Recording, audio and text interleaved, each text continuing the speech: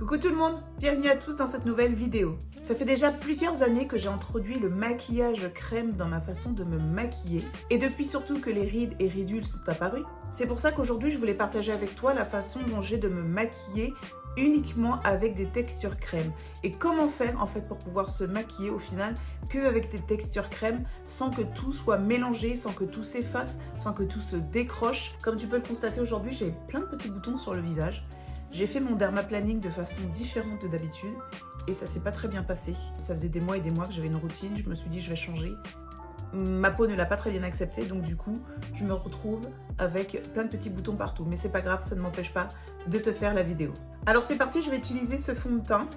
Et comme j'ai pour habitude de le faire, je vais utiliser une seule pompe que je vais ensuite répartir de façon uniforme sur mon visage. Donc si tu ne mets pas de fond de teint, je te conseille de skipper cette partie et de passer à la partie suivante. Donc je vais appliquer mon fond de teint comme d'habitude en petits points partout. J'ai le miroir juste en haut de la caméra. Donc c'est pour ça que je me regarde de haut. Et ça me permet de ne pas trop regarder un tout petit miroir. J'y vois beaucoup plus clair. J'ai pour habitude au quotidien de ne pas mettre de fond de teint. Mais uniquement pour la vidéo, aujourd'hui je mets du fond de teint et surtout pour te montrer comment superposer les couches. Alors j'ai décidé d'appliquer une seule pompe de fond de teint pour la simple et bonne raison que moins on met de produits sur le visage, plus vite il va sécher et mieux il va accrocher à la peau. Si tu souhaites avoir beaucoup plus de couvrance, je te conseille franchement de skipper vers un fond de teint avec une plus grosse couvrance qui te permettra de mettre qu'une seule pompe, mais où il y aura beaucoup plus de pigments. Moi, aujourd'hui, la couvrance, c'est pas ce que je cherche dans un fond de teint. Je cherche plutôt l'uniformalité. Je cherche plutôt à uniformiser mon teint plutôt qu'à le couvrir complètement. Je te renvoie vers la vidéo où je t'explique comment porter du fond de teint. Là, je fais des tapotements pour pouvoir appliquer mon fond de teint et surtout pour éviter de déplacer ma protection solaire que j'ai mis juste en dessous. J'ai maintenant fini de poser mon fond de teint et en général, ce que je fais, c'est que le temps que je choisisse un concealer, etc., que je change de pinceau, le fond de teint, il a tout simplement le temps de sécher seulement si tu l'as appliqué en fine couche. Dans le process d'application de maquillage crème, ce qu'il y a de plus important, ce sera le temps de séchage que tu respecteras entre les étapes. Bien entendu, si tu mets 2 ou 3, 4 pompes de fond de teint sur ton visage, forcément Si tu mets 3 ou 4 pompes de fond de teint sur ton visage, forcément, le temps que le fond de teint sèche sera plus long. Tu auras plus de chances de décrocher ton fond de teint entre les étapes. Donc vraiment, il est extrêmement important dans ce processus d'appliquer de fines couches, d'attendre et de passer à l'étape suivante. Je vais maintenant porter un concealer. Je porte celui de Lancôme. J'utilise un pinceau que j'aime beaucoup de la marque My Kid Co. C'est le numéro 011. Et je vais répartir mon concealer. Bien entendu, je te renvoie à la vidéo sur les concealers que je t'ai faite. Le fait de tapoter, ça va répartir la matière de façon plus couvrante. Et ça me permettra aussi de ne pas décoller ni ma protection solaire, ni mon fond de teint qui a séché depuis. Je pense que comme beaucoup de femmes de 40 ans, ce que l'on recherche, c'est d'être jolie, de continuer à s'apprêter, parce que finalement, il n'y a pas d'âge en fait pour s'apprêter, mais on veut quand même paraître naturel, entre guillemets, maquillée mais naturelle, ne pas ressembler à une poupée de cire et surtout, vraiment que le maquillage puisse durer longtemps, toute la journée et qu'on n'ait pas besoin de faire de retouches. Si tu n'as vraiment pas le temps, ce que tu vas faire, c'est que tu vas prendre un éventail ou un petit ventilateur et tu vas sécher le concealer sur ta peau. Donc moi, par exemple, ici, j'ai mon éventail que j'utilise toujours pour me maquiller.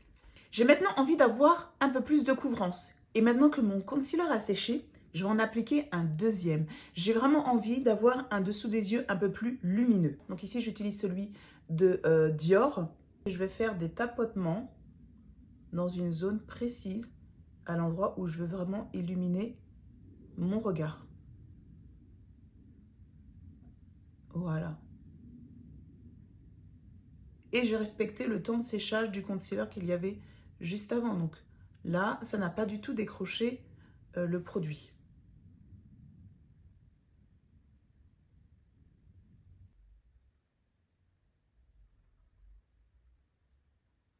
Voilà, j'ai le dessus des yeux beaucoup plus lumineux. Ça me plaît beaucoup. Par habitude, je fais toujours mon concealer avant l'highlighter. Si tu as toi plutôt l'habitude de le faire l'inverse, eh ben vas-y, je te conseille de skipper du coup cette partie et d'aller dans la partie du concealer. De toute façon, tous les timecodes sont écrits dans la barre de description. J'ai mis mon highlighter sur le dos de ma main et il va falloir que je me dépêche parce qu'il va sécher assez rapidement. Ce que je vais faire, c'est que je vais éviter de prendre ce type de pinceaux qui sont assez épais, qui sont assez courts. Parce qu'en fait, c'est le type de pinceau qui va apporter de la couvrance et surtout, étant donné qu'il est dense, qu'il est épais, il va venir décrocher en fait les produits que j'ai en dessous. Je vais toujours continuer avec celui-ci.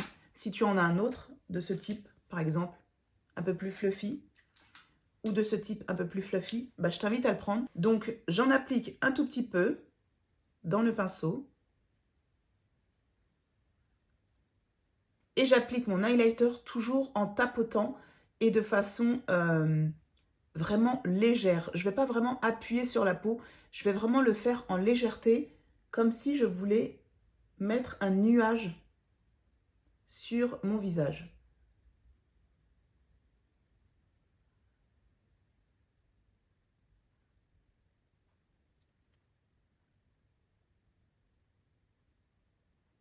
La plupart des highlighters crème qui sont vendus sur le marché ont tendance à sécher assez rapidement.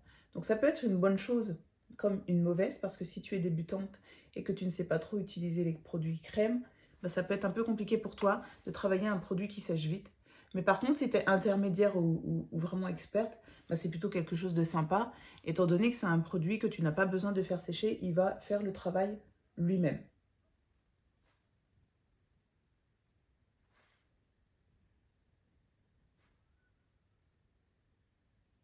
Donc tu peux le constater, hein, j'ai vraiment mis des fines couches à chaque fois et j'ai quand même de la couvrance. Hein. Je ne suis pas non plus hyper naturelle au niveau du teint. On voit que je suis maquillée, mais ce n'est pas non plus la poupée de cire par excellence. Et maintenant, on va passer au contouring et ensuite on fera le blush. Alors pour ce qui est du contouring, j'utilise toujours mon contouring de Anastasia Beverly Hills, qui est un fond de teint tout simplement en stick. J'utilise la teinte Cool Earth. Pour ce qui concerne le contouring, je vais prendre un pinceau un peu plus épais. Donc tu vois ici, c'est un pinceau qui est assez dense, qui est court et qui a quand même beaucoup de poils. J'utilise ce genre de pinceau parce que je veux vraiment focaliser mon contouring à un seul endroit. Je ne veux pas que ce soit quelque chose de réparti partout. Donc je ne veux pas que ce soit un pinceau fluffy. Je veux que ce soit un pinceau dense et qui fasse exactement ce que je lui demande. Et je vais commencer à tapoter, toujours dans un but de ne pas décrocher tous les produits que j'ai mis en dessous, et particulièrement à cet endroit-là, le fond de teint. Je fais des va-et-vient dans la direction dans laquelle je veux que mon contouring soit.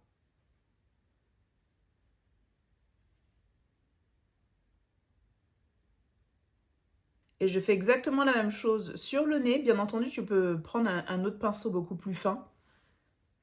Ce serait même beaucoup plus logique, c'est juste que j'ai pas trop envie de salir des pinceaux, j'ai pas envie de les laver.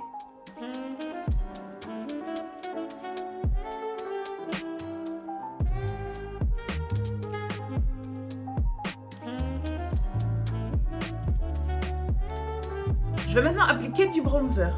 Je vais prendre un échantillon dans la marque Glossier et c'est la teinte numéro Volt.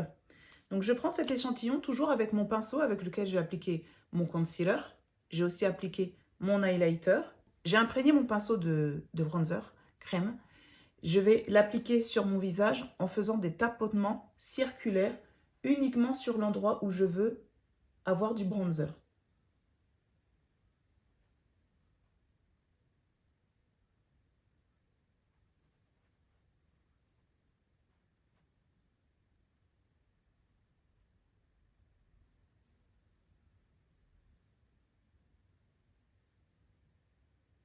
Tu remarqueras que je prends mon pinceau sur vraiment sa queue, hein, sur le bout du pinceau. Je ne le prends pas ici parce que si je fais ici, je vais appuyer trop fort. La force de mon bras sera beaucoup trop fort pour l'application. Donc je le fais vraiment sur la pointe du pinceau pour avoir moins de force, moins de pression.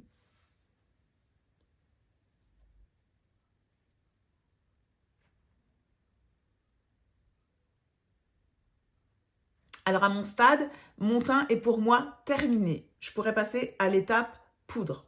Mais uniquement pour la vidéo et pour te montrer, je vais maintenant appliquer un blush crème, parce que c'est le but de la vidéo.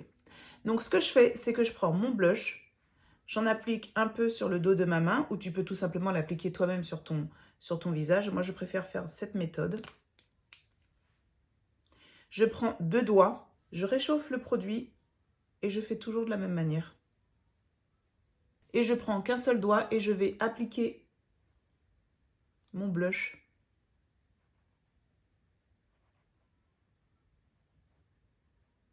au doigt.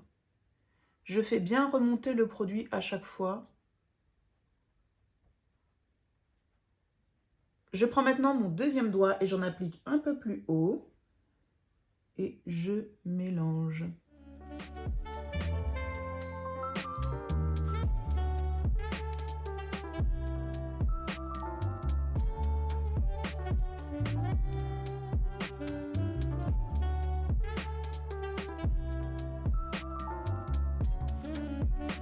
Pour apporter un petit peu de glam à mon look, j'ai appliqué un rouge à lèvres et un gloss. Franchement, je trouve que se maquiller avec des produits crème, ça a vraiment une autre dimension, ça apporte vraiment un autre effet. Ça donne vraiment un look beaucoup plus glam et naturel et sophistiqué. Et je trouve que moi, les produits crème, c'est quelque chose que je ne peux plus me passer. Et maintenant, je vais partager avec toi une petite astuce qui te permettrait d'appliquer du blush en toute économie et simplicité. Ce que tu vas faire, c'est que tu vas prendre le rouge à lèvres que tu veux porter aujourd'hui. Par exemple, je choisis celui-ci, c'est un rouge à lèvres de NARS, c'est la teinte Greta. C'est un espèce de rose assez vif, fuchsia. Ce que je vais faire, c'est que je vais l'appliquer sur le dos de ma main. Je vais réchauffer le produit avec un doigt et je vais l'appliquer en tant que blush sur mon visage. Je prends un deuxième doigt et je répartis, un deuxième doigt propre, hein, et je répartis la matière. Et tu te rends compte de la pigmentation du blush en utilisant un rouge à lèvres. Je trouve ça super joli et c'est super pratique en fait.